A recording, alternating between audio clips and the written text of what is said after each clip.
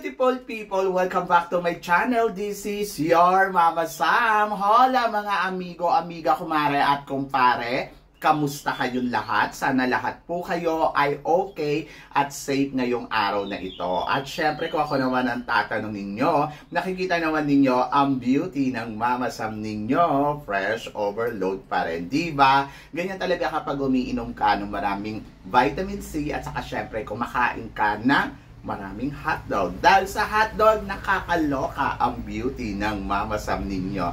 So yun, so kamusta naman kayo mga amigo, amiga? Sana lahat kayo ay okay na okay ngayong araw ng Wednesday. So happy Holy Week po. Ngayong linggong to, Holy Week, sana huwag niyong kalimutan na magsimba o kaya dumalaw sa malapit na simbahan sa inyo kung saan man kayong lugar. Kasi naiintindihan ko yung iba kasing lugar, yung ibang bansa, hindi sila Katoliko katulad dito. Hindi nila pinagdiriwang yon. So, dead ma sila sa Holy Week. Pero syempre bilang Katoliko, dapat nasa puso mo yon. Sabi ko nga, pwede kang magdasal sa loob ng bahay ninyo. Pwede kang magkipag-communicate sa Panginoon sa pamamagitan ng dasal. So, huwag mong kakalimutan magpasalamat. Yun ang importante. Diba? And then, eto nga, syempre, gusto ko rin munang mag-shoutout sa inyong lahat ng bonggang-bongga sa walang sawang suporta at pagmamahal na binibigay ninyo, syempre dito sa channel ko. And then, of course, sa aking best friend na si Rona LB at syempre kay Christine Ann Perez na talaga naman laging nakasubaybay at syempre si Danielito from Mexico. So maraming salamat sa suporta at pagmamahal. And then, eto na nga, syempre marami akong hinandang chika sa inyo na talaga naman, oh my gosh, magtataas ang kilay ninyo ng bonggang-bongga. Kaya guys, huwag na natin patagalin ang ating mga chika. Para sa unang chika, Mama Sam, anong masasabi mo sa Binibining Pilipinas, bakit color black ang background nila? This is the end. Charot. So, hindi ko alam. Kasi 60th anniversary, so sana naman hindi madilim, di ba? 60th anniversary ng Binibining Pilipinas. Ito yung pinakamatagal ng national pageant sa atin, bansa.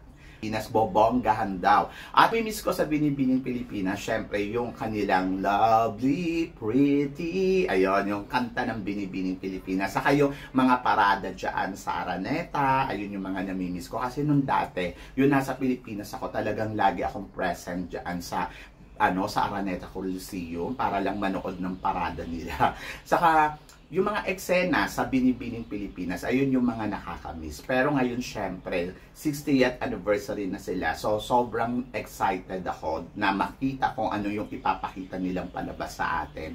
So, nakakamiss yung mga corona ng Binibining Pilipinas na ang dami-dami, di ba? Lalo na yung mga time noong 90s, yung corona na, alam mo yun, yung parang ang lakas makareyna. So yun, so nakakamiss. Pero syempre, excited ako kung ano ang pasabog nila ngayon, 60th anniversary nila. Dati inaabangan ko, lahat ba ng queens pupunta ba dito? Di ba? So yan din yung inaabangan ko ngayon, no? Kung lahat ba ng Binibini queens ay pupunta dito sa kanilang pageant. And then yun yung nakaka-excite, di ba? And then ayun nga, so syempre inaabangan ko din kung iimbitahan nila si Sham, si Supsup. Bakit naman hindi? And then saka yung mga nanalong winners ng Miss Universe Philippines noon under ng Binibining Pilipinas.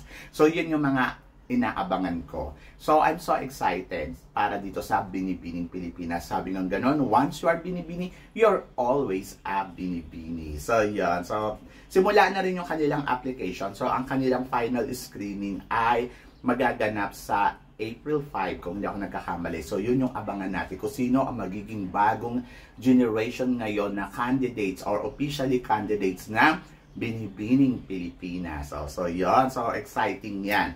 At ito nga ang sumunod na chika, Kathleen Payton. Hindi daw muna sasali sa pageant. Mama Sam, tingin mo kung sasali siya, saan pageant siya dapat?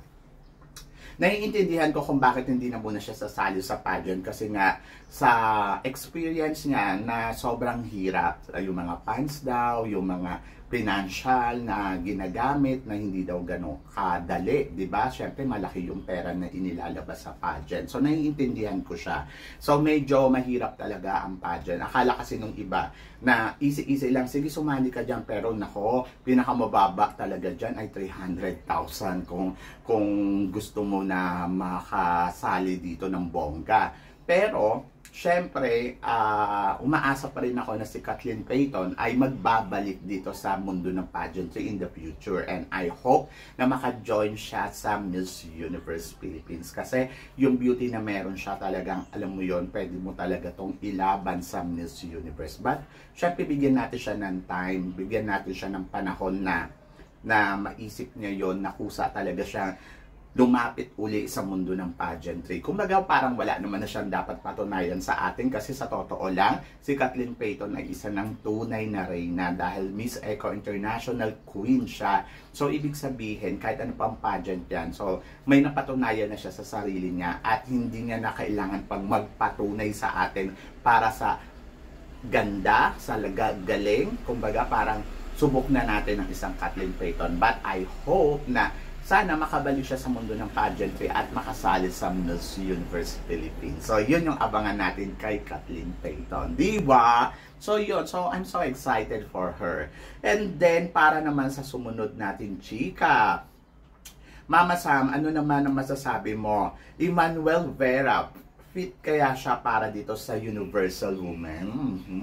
So, nung mga nakarang araw, ang pinupush nila na sana sumali uli sa Universal Woman katulad ni Pauline Analex na talaga namang masasabi natin, bakit hindi? Si Pauline ay isa sa mga magaling na kandidata. And then ngayon naman ay si Emmanuel Vera.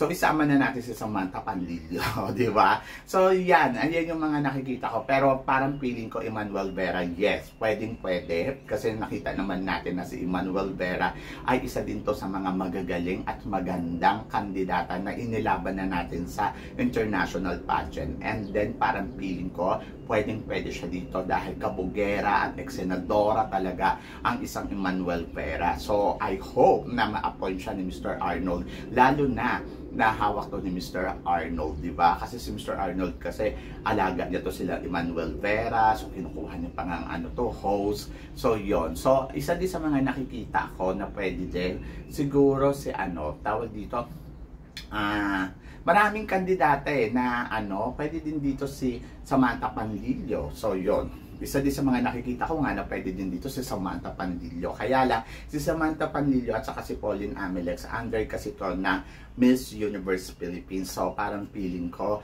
medyo malabo kung kukunin ni Mr. Arnold ito. Kasi parang dapat mag-join sila sa pageant ng Universal Woman kung meron. Pero kung wala naman mag-a-appoint, parang feeling ko ang priority dyan ni Mr. Arnold, yung mga alaga niya katulad nila Emmanuel Vera. Diba? So, yun. At sana makita natin si Emmanuel Vera sa Miss Universal Woman sa susunod na taon. O, diba? And then, para naman sa sumunod natin, chika, Miss Universe Philippines naglabas na ng statement about sa mga nambubuli sa mga kandidata ng Miss Universe Philippines.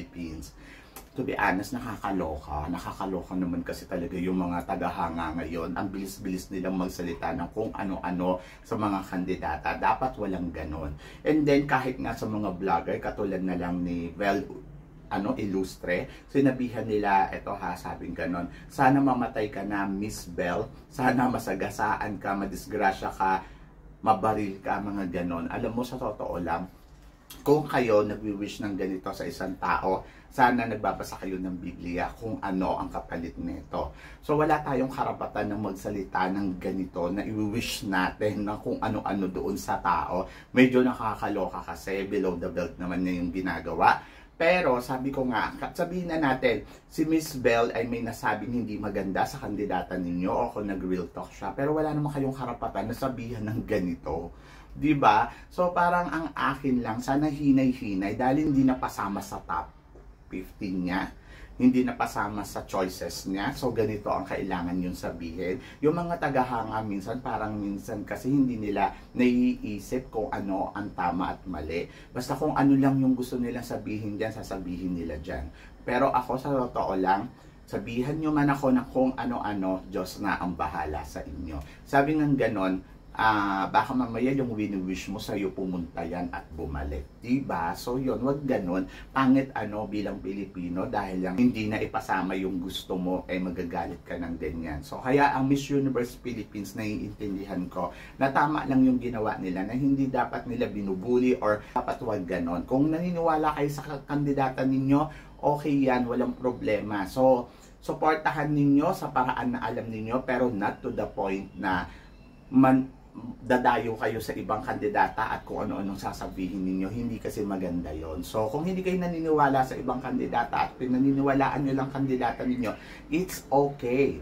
Pero wag na lang kayong magsalita ng hindi maganda sa ibang tao. Kung piling ninyo magaling ng kandidata ninyo, kahit ano pang sabihin ng mga tao, mananalo at mananalo yan. Diba? So, yon. So, nakakaloka. Grabe na yung kung ano-ano yung mga sinasabi, hindi maganda. So, para sa akin, sana hinay-hinay lang din. And then, ganun talaga. Kaya nga komentary. So, ibig sabihin, meron siyang sariling nakikita, and then yung nakikita ninyo, ganun talaga, iba-iba tayo ng gusto. So yung ibang tao na hindi nagugustuhan yung gusto ninyo, respeto na lang ninyo yung opinion nila, and then para respetohin din pabalik yung opinion ninyo, di ba? So yun, so respetohan na lang para maiwasan natin yung mga ganitong mga pangyayari, kasi hindi talaga maganda, hindi nakakatulong, ang toxic, di ba? So yon, so para sa sumunod natin chika, Mama Sam, ano naman ang masasabi mo? Oriental Beauty, patok na patok sa international pageant. So tingin mo, Mama Sam, dapat ba Oriental Beauty din ang manalo ngayon sa Miss Universe Philippines? To be honest, hindi natin masasabi yan. Basta kung sino ang may kakayahan para sa ilaban ang bansa natin sa Miss Universe, it's okay.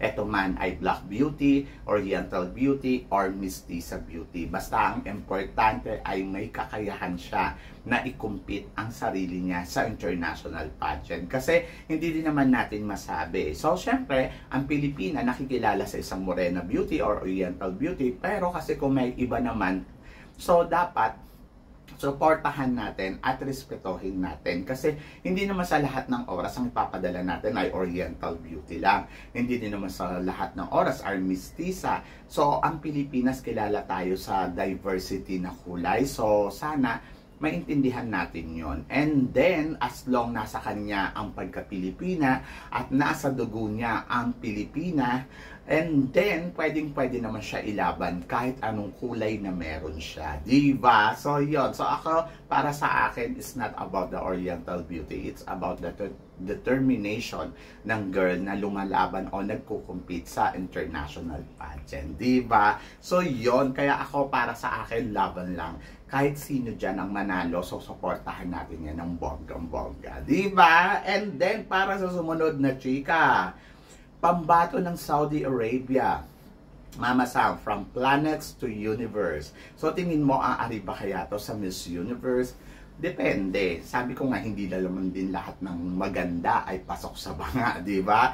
So, depende yan sa performance, depende yan sa ipapakita niya sa Miss Universe, kung ano ba ang kaya niyang i-offer sa Miss Universe. But kung ganda ang pag-uusapan, wala naman tayo masabi. Maganda naman talaga si Saudi Arabia. At nakikita naman natin yung beauty niya talaga ay pasok sa Miss Universe, di ba? Kaya lang, syempre, tulad nga na sinabi ko, it's not only about beauty, it's about the capacity level ng kandidata na nagko-compete. Kung ano yung kakayahan at kung ano yung may offer niya na magugustuhan ng organization para maging isang ambassador ng Miss Universe. So, yan. So, wish all the best para sa mga lumalaban na ganito. And then, para naman sa sumunod na chika, Mama Sam, ano naman na masasabi mo sa second hot pick ng Sash Factor na ang nangunguna ay si Quezon Province, pangalawa naman si Bacoor, pangatlo naman si Iloilo, pang-apat si Cebu and Baguio. So, anong chika mo dito, Mama Sam?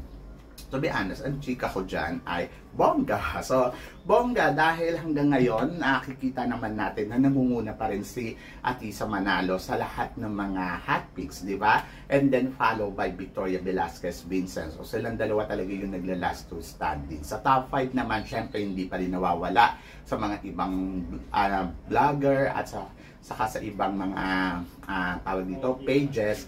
Si Iloilo na talaga din umaariba din sa competition. Nandiyan din syempre si Stacy, si Kainta, si Baguio, hindi rin nawawala. So, nakakatuwa kasi syempre at least parang iisa lang ang nakikita ng lahat talaga. Kumbaga parang together, di ba? So, para sa akin, exciting to. So, tingnan natin, malalaman natin yan sa coronation night. Hindi naman ibig sabihin na si Atisa na yun nag-number 1 sa lahat ay si Atisa na ang mananalo. Depende pa rin yan sa performance na ipapakita ni Atisa Manalo at depende pa rin sa ibang mga kandidata kung ano yung ipapakita nila. Pwede nga manalo dito ay si Iloilo, pwede naman si Taguig, pwede naman si Kainta, pwede naman kung sino pang mga kandidata, si Bacoor.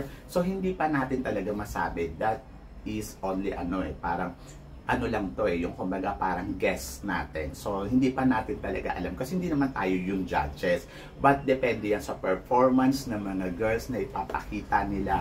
And then, yes, I agree. Atisa Manalo, isa sa mga nakikita natin talagang malakas, consistent, and then talagang masasabi mo, lumalaban ng todo-todo. Followed by Miss Bacoor. Si Bacoor din kasi talagang parang ganun din maganda ang laro ni Bacoor ngayon. But the other candidates maybe surprising nga sa mga susunod na eksena nila. So, hindi pa natin alam. But everybody naman ay potential na makoronahan ng Miss Universe Philippines. Diba? So, yun. So, I'm so excited. I'm so excited sa laro na ipapakita ng mga kandidata at hindi pa dito natatapos ang laban. Kumbaga, nandoon pa lang tayo papunta pa lang tayo sa exciting moment. But, I agree, Atisa Manalo, isa sa mga masasabi kong top of the list, di ba? So, yon. Kayo guys, ano guys ang masasabi ninyo dito sa mga pinag-uusapan natin ngayon? So, please comment below para at least malaman ko naman kung ano naman ang chika mo dito sa mga pinag-uusapan natin ngayon. So, yun guys, maraming salamat syempre sa inyong lahat sa walang sawang suporta na binibigay ninyo. Syempre dito sa channel ko at sa mga hindi pa po nakaka-subscribe dyan, please don't forget to click like and subscribe my channel at i-click nyo na rin po ang notification bell para lagi kayong updated syempre sa aking mga chika. Sabi ng ganon, always keep smiling and always think positive. Walang imposible guys. Magtiwala lang tayo sa itaas. Kaya guys, hanggang dito na lang hanggang sa muli nating chikahan. See you tomorrow. Thank you guys.